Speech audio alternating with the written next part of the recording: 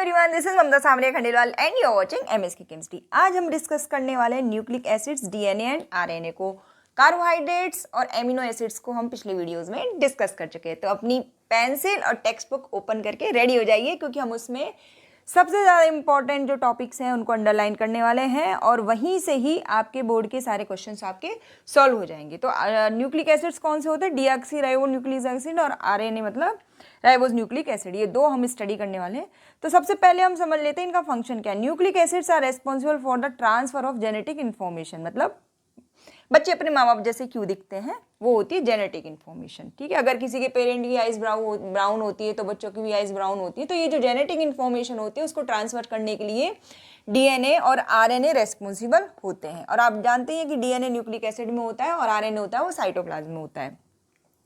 अब ये कौन सी चीज होती है डीएनए की जो जेनेटिक ट्रांसफॉर्मेशन को एक पीढ़ी से दूसरी पीढ़ी में transfer? It is the sequence of bases in DNA. ये आपकी टेक्स्ट बुक में से इंपॉर्टेंट जो लाइंस है उनको मैंने यहाँ पे टाइप करके लिखा है ताकि आप ये आपके दिमाग में सेट हो जाए, क्योंकि 1 मार्क या एमसीक्यू किसी फॉर्म में आपके बोर्ड में पूछे जा सकते हैं।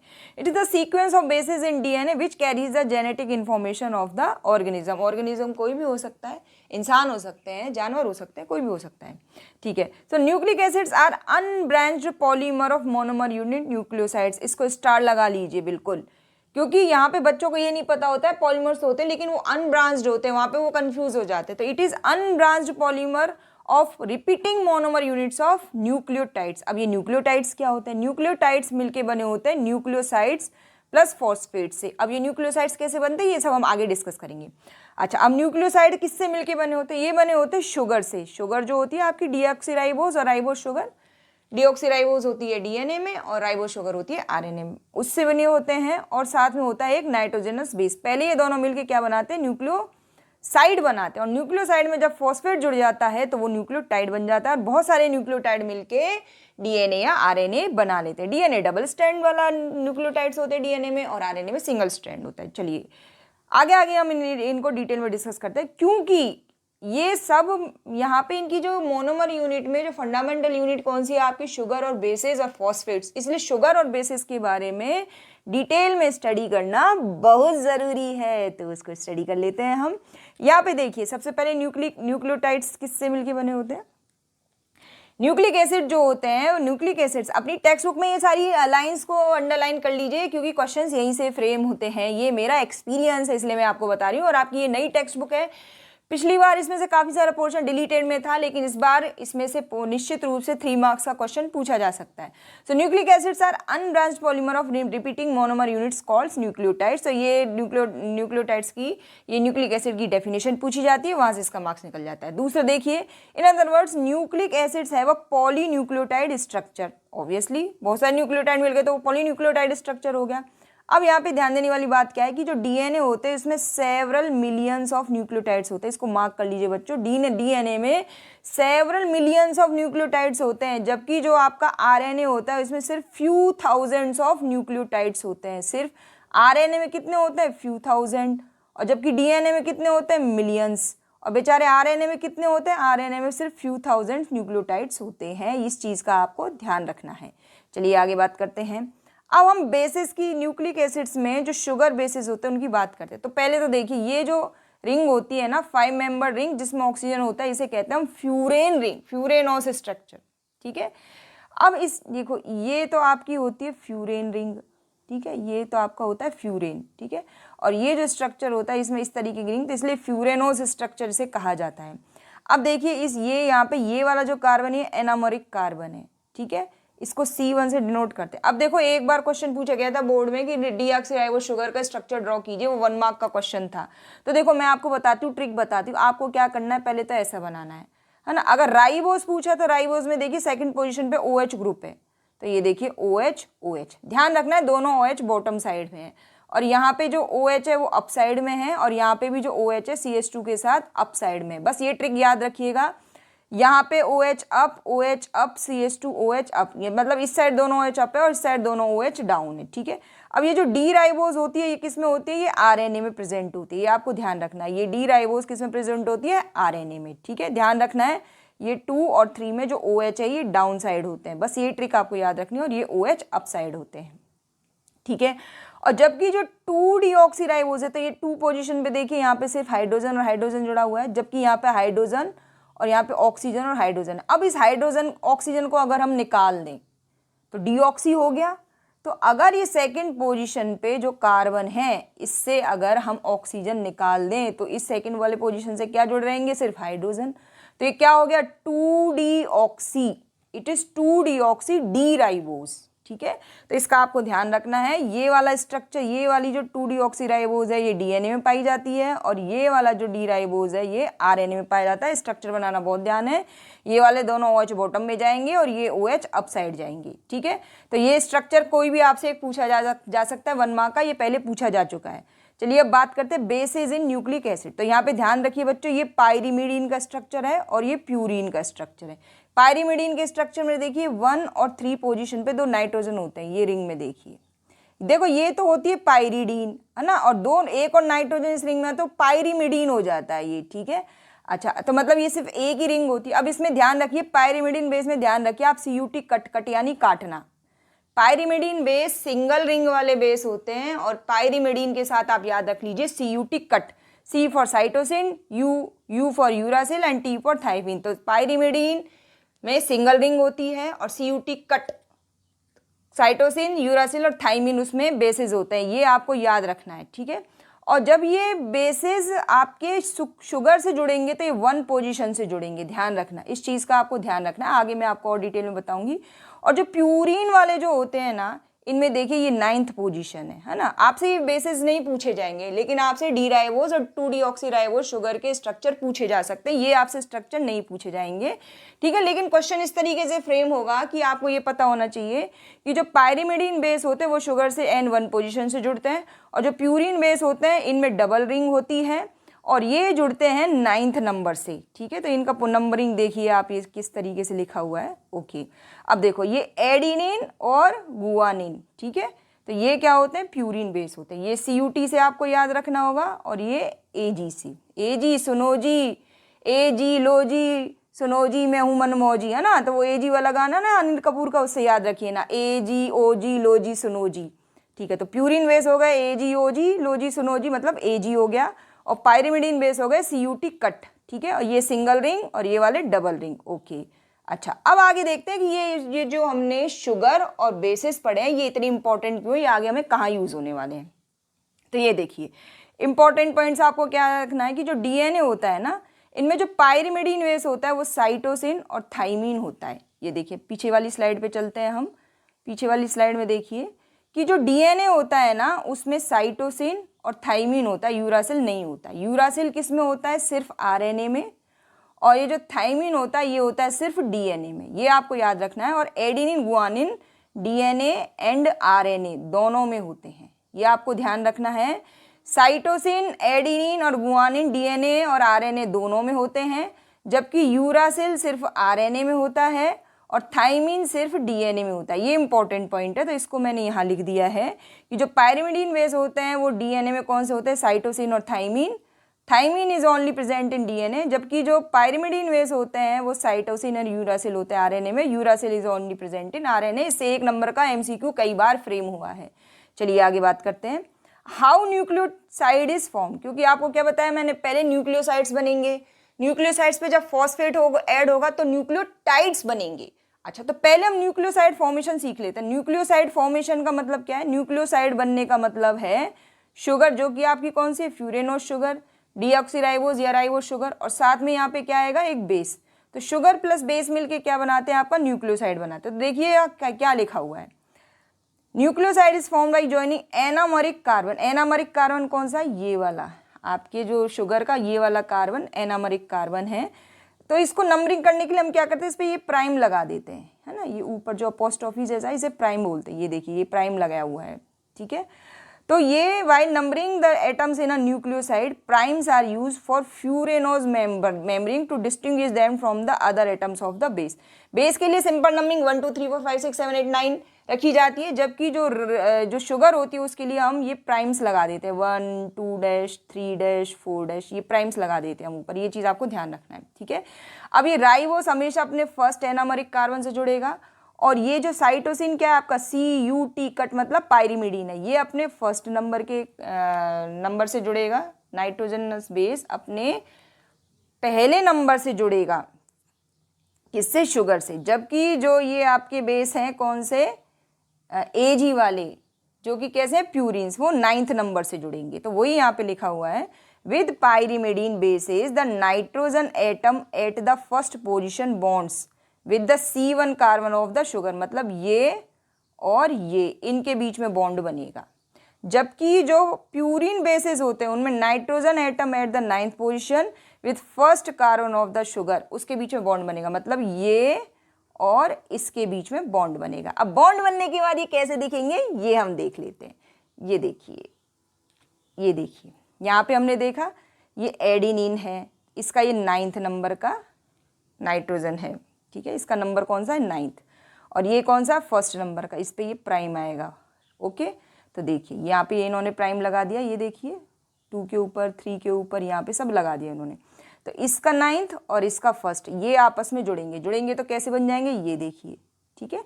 आपसे स्ट्रक्चर ड्रॉ करना नहीं पूछा जाएगा, लेकिन आपसे ये जरूर पूछा जाएगा कि जो न्यूक्लियोसाइड बनता है उसमें बेस का कौन सा नंबर, जो नाइट्रोजन का कौन सा नंबर इसके शुगर के कौन से नंबर के कार्बन एटम से ऐड होता है, ये आपसे जरूर पूछा जाएगा। तो ये ध्यान रखिए, 9th और 1 ये किस केस में, ये है आपके जब आपका बेस कौन सा, AG मतलब प्यूरिन वाला, ठीक है। अब यहाँ पे ये इन्होंने डीऑक्सीराइबोस न्यूक्लियोसाइड बनाया है, तो ऑब्वियसली आपकी शुगर कौन सी होगी, डीऑक्सीराइबोस, D2 डीऑक्सीराइबोस शुगर होगी। तो देखिए यहाँ पे दोनों हाइड्रोजन है ये, है ना, तो इस चीज़ का आपको ध्यान रखना है। डीऑक्सीराइबोस में इस जगह सिर्फ हाइड्रोजन रखने हैं। अब देखो आगे हम राइबोन्यूक्लियोसाइड की बात करते हैं। देखो एक राइबोन्यूक्लियोसाइड, तो देखिए यहाँ पे ये OH आ गया, ठीक है। अब यहाँ पे देखिए ये फर्स्ट नंबर वाला, ये फर्स्ट नंबर का नाइट्रोजन एटम है, और यहाँ पे देखो यहाँ पे बॉन्डिंग किसके बीच में होगी, ये फर्स्ट नंबर वाले और ये फर्स्ट नंबर वाले एनामरिक कार्बन के बीच में, ठीक है, H2O निकल जाएगा।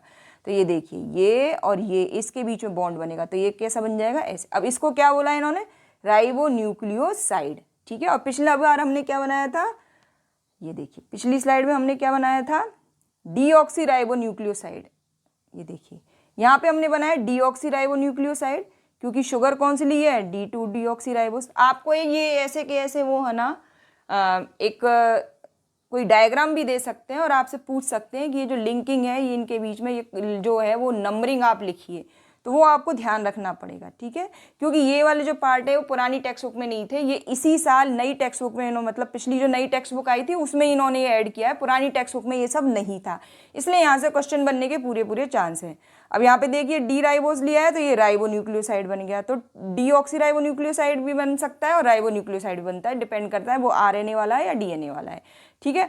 अब ये देखिए न्यूक्लियोसाइड तो बन गए, अब न्यूक्लियोसाइड के बाद हमें न्यूक्लियोटाइड कैसे बनेंगे, जब न्यूक्लियोसाइड बन गया उसमें अब फॉस्फेट ऐड होगा तो क्या बन जाएगा, न्यूक्लियोसाइड। तब देखिए अब यहाँ पे देखिए ये वाला जो 5th CH2 है, ये 5th नंबर वाला जो CH2OH है, यहाँ से आगे फॉस्फोरस फॉस्फेट से ये जुड़ेंगे, ये आपको ध्यान रखना है। मैं आगे सिखाती हूँ आपको कैसे बनेंगे, बस ध्यान रखिए कि ये जो आपस में इनका तो लिंक कहाँ से हुआ है, फर्स्ट और फर्स्ट से। ये देखिए इसका भी ये फर्स्ट नाइट्रोजन एटम और इसका भी ये 1 और अब ये जो 5th नंबर वाला CH2OH है इससे ये जुड़ेंगे फॉस्फेट से, और किस में बदल जाएंगे, ये बदल जाएंगे न्यूक्लियोटाइड में। ये देखिए nucleotides are formed by the adding a phosphate group to the 5th OH of a nucleoside.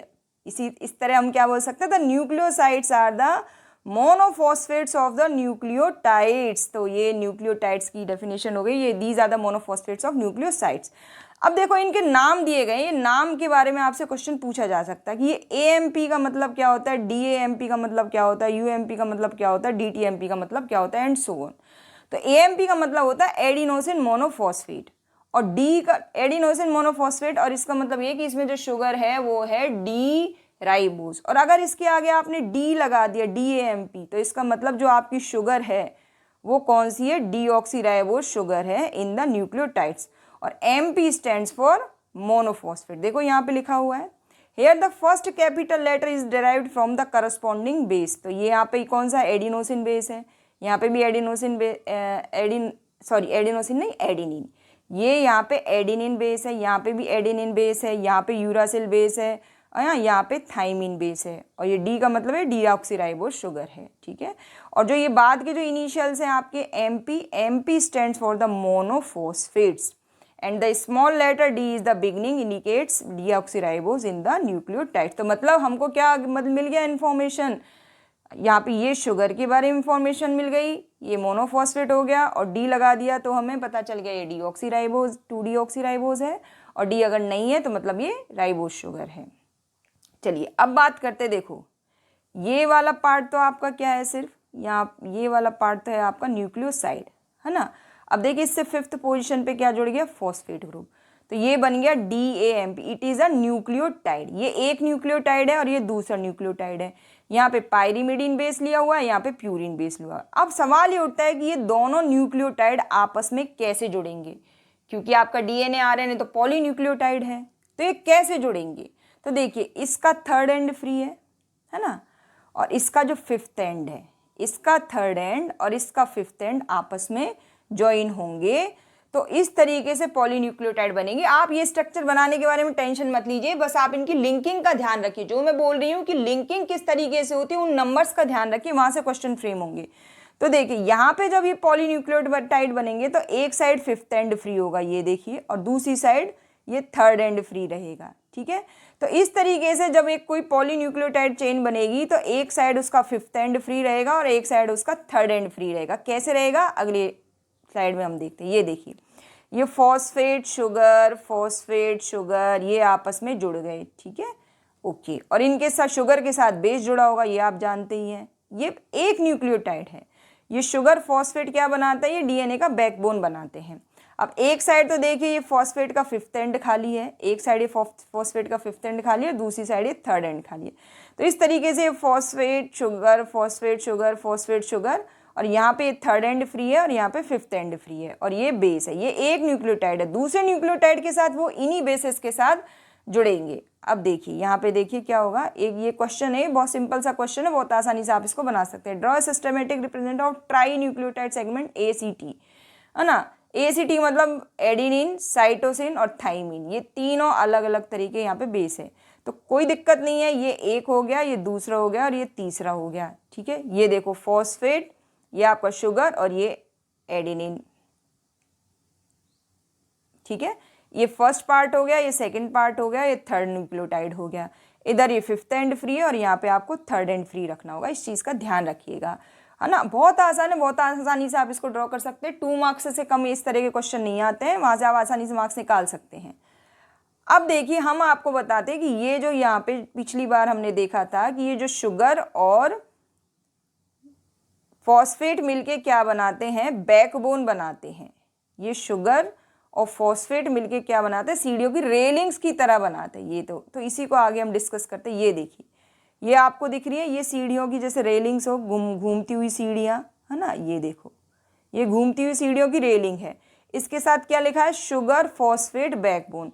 मतलब ये जो रेलिंग है ये किससे बनी हुई है, it is like sugar phosphate. और साइड में अंदर देख सकते हैं आप, ये A और T आपस में जुड़े हुए हैं, C और G आपस में जुड़े हुए हैं। आपको ये सीक्वेंस ध्यान रखना है, A और T के बीच में हमेशा डबल बॉन्ड होता है। T फॉर ट्रिपल बॉन्ड नहीं होगा, डबल बॉन्ड होगा। और जो C G से ट्रिपल बॉन्ड से जुड़ा होता है, यहाँ पे आप देख सकते हैं ये C, चाहे तो CG से जोड़िए आप या GC से जोड़िए, एक ही बात है। इनके बीच में देखिए 3 हाइड्रोजन बॉन्ड बन रहे हैं, जबकि जो एडेनिन और थाइमिन यानी AT के बीच में कितना है, double bond. T for triple bond नहीं होगा, डबल बॉन्ड होगा, ठीक है। अब RNA होगा तो थाइमिन के स्थान पे क्या हो जाएगा, यूरासिल हो जाएगा। बस इतना ध्यान रखना। DNA में जो बॉन्डिंग होती है A डबल बॉन्ड T और C ट्रिपल बॉन्ड G के बीच में होगी, इसलिए DNA में जितने प्यूरिन्स होते हैं उतने ही पायरिमिडीन्स होते हैं। और अगर हम RNA की बात करें तो उसमें A डबल बॉन्ड U होगा और साथ में ये C होगा, G double triple bond C होगा। बस इस चीज़ का ध्यान रखना। G और C के बीच में ट्रिपल बॉन्ड बनते हैं, 3 हाइड्रोजन बॉन्ड, और ये बॉन्ड कौन से हैं, हाइड्रोजन बॉन्ड। ये देखिए ये आपको यहाँ पे दिख रहे हैं, ये देखो ये A T से जुड़ा हुआ है ना।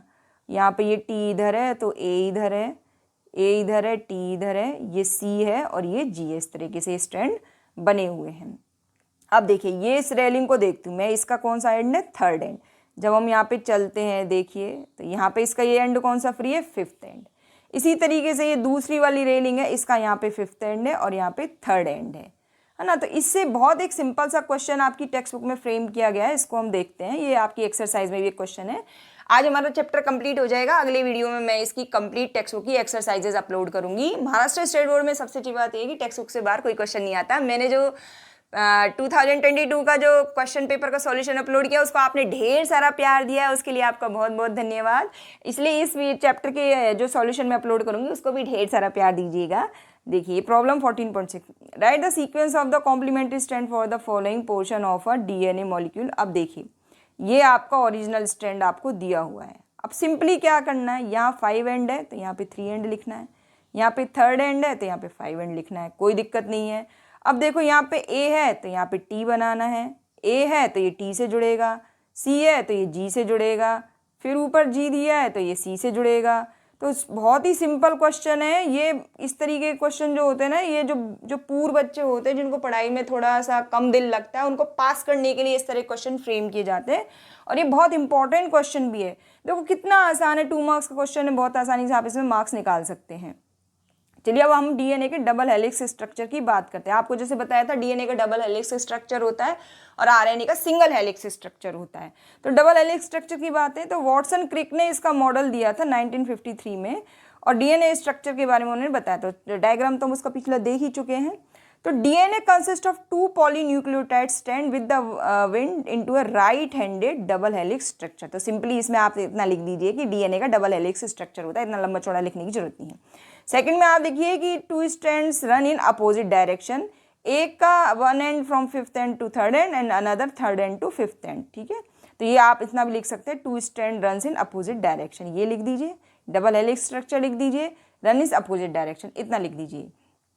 Third is sugar phosphate backbone lies on the outside of the helix and the bases line on the inside perpendicular to the axis of helix। तो ये रिंग ऐसे चलती है तो ये बेसेस ऐसे बॉन्ड बनाते हैं, है ना, तो ये एक दूसरे के परपेंडिकुलर होते हैं।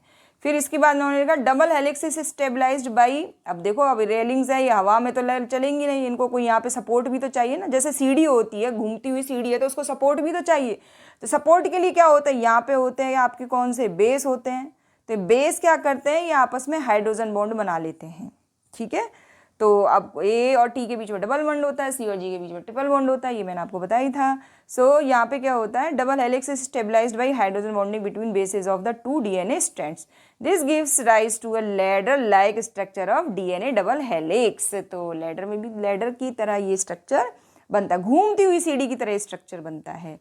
अब देखो क्या होता है, adenine always forms 2 hydrogen bond with thymine and the guanine forms 3, ये सिर्फ हम डीएनए की बात कर रहे हैं, आरएनए की बात नहीं कर रहे हैं। एंड दस 3 हाइड्रोजन बॉन्ड्स विथ साइटोसिन। ठीक है, तो एटी और CG are complementary base pairs, ये ध्यान रखना है, AT and CG are complementary base pairs and the 2 strands of the double helix are complementary to each other. ठीक है, तो ये आपको ध्यान रखना है कि जो स्ट्रैंड्स होते हैं एक दूसरे के कॉम्प्लीमेंट्री होते हैं। और बायो वाले स्टूडेंट्स को तो इसके बारे में बहुत ज़्यादा नॉलेज है। It may be noted that RNA exist at single stranded structure. तो आई होप आज का वीडियो आपको जरूर पसंद आया होगा। चैनल पर नए हैं तो please subscribe channel and the bell icon. Thank you for watching MSK chemistry.